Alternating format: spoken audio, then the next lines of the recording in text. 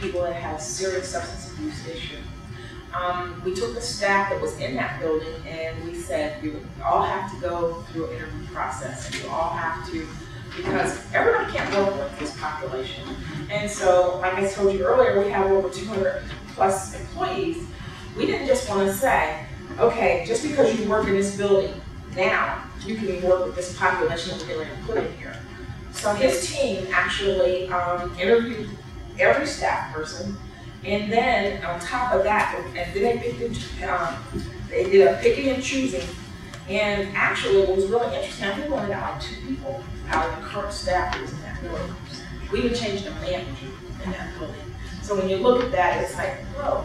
Okay, and then what else we did was we provided intensive training for those people that we handpicked. And now the problem that we're having, he'll talk a lot about the program, but the problem that we're having now is that we are starting, we need to do it with our female population.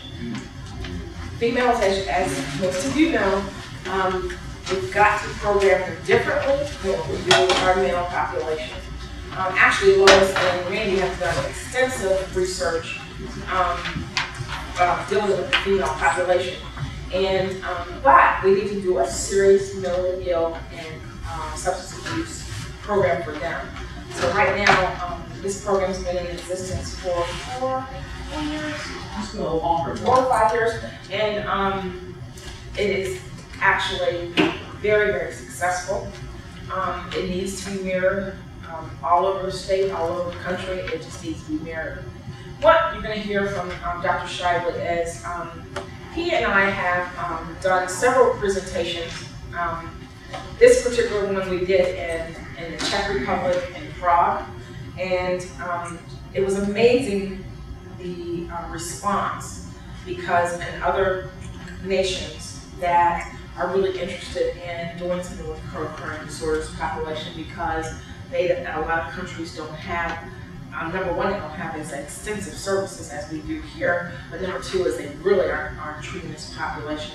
But I'm going to come back up later and go over some more things, but I'm going to let Dr. Shively. Thank you. Welcome. I'm Dr. Randy Shively. I'm a psychologist in the state of Ohio, and I love working with the co-occurring disorder population. It's a challenge. Most people in here have worked with the population. See a set of hands?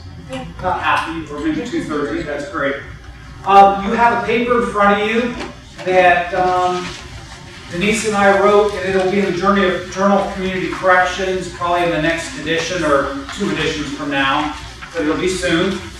And it kind of outlines, I won't be able to go through everything in the paper today, but it outlines some of the clinical things you need to take into account when you're working with this population, some of the challenges, and then some of our outcome data. We've done a couple outcome studies, and we've learned a lot about ourselves.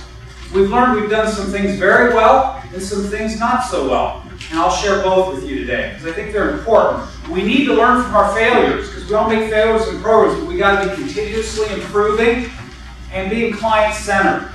And so I guess one of the first things I'd like to bring up is within Alvis House, but specifically this program, and let me define the program a little bit for you. It's a halfway house for about 25 individuals that have co-occurring disorders, not a lot of family support.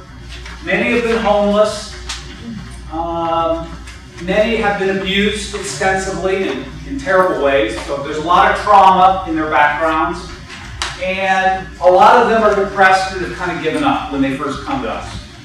And I think you've probably all known that type of individual, but we've got a high concentration. And so really when they walk through our doors the first day, they're pretty sad looking. They need so much help. And that's where the clinical aspects of the program come in. And I'll make this statement right up front. The first 30 days you have one of these clients is the most critical to get them involved, to motivate them, to engage them, and to listen. One of my bugaboos about staff are we don't listen enough. We can learn so much from our clients. You know, they present for us, if we know how to listen to them, everything we're ever going to need in a treatment plan.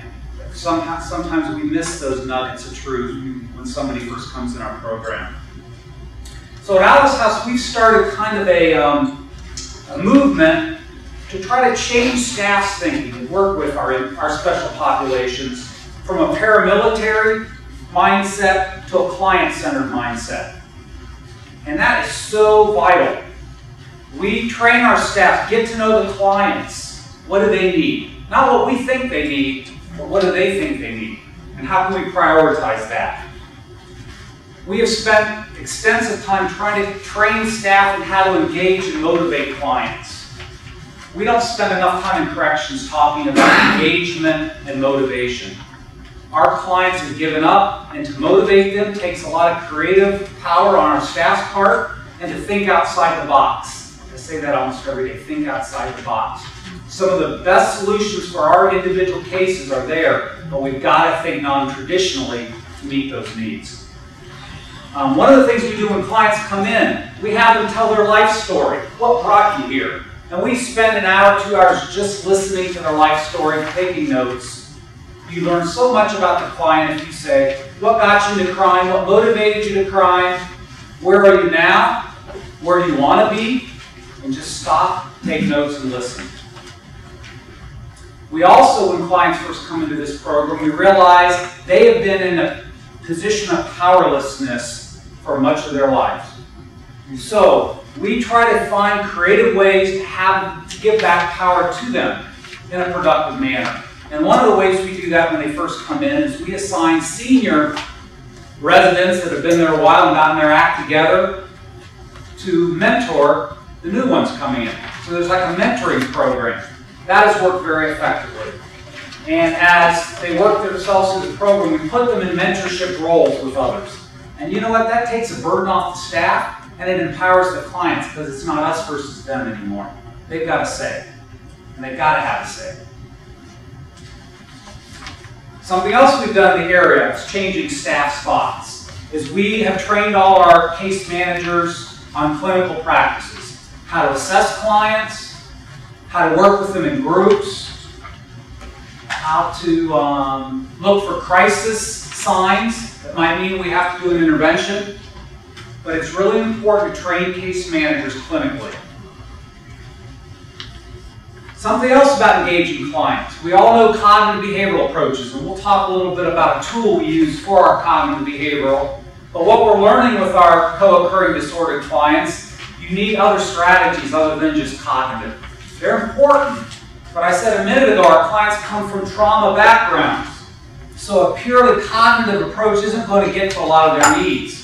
They need to deal with the emotional.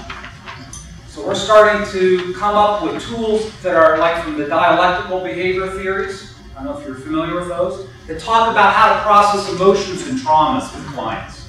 We need to do much, much more of that, and we're starting to. Denise will talk about it when she comes back up, but we're starting to realize you need to treat the whole person, not just one aspect of the person. You need to look at nutrition. You need to look at their emotions. You need to look at their family. We've got to start seeing these individuals as complex yet whole individuals, because sometimes our solutions can come from changing their diet, changing their medications, finding ways to stabilize them non-traditionally. Okay. Staff training. I want to talk about our staff training for a minute. All our staff are trained in how to identify and cope with mental health issues with clients. And we've got all kinds of mental health issues that pop up on a daily basis. Substance abuse issues. There's a huge literature out there. And I'm amazed in the substance abuse world how more and more chemicals are coming onto the scene that I've never even heard of. So if you don't train your staff to be looking through the literature, you're going to miss some important types of problems coming down your path. So it's literally weekly training we do with our staff on the new substances out in the marketplace for our clients, unfortunately. And then corrections. We all know working with correction individuals, there's manipulation that goes on. There's frustrating moments, and our staff have to be prepared how to handle that aspect.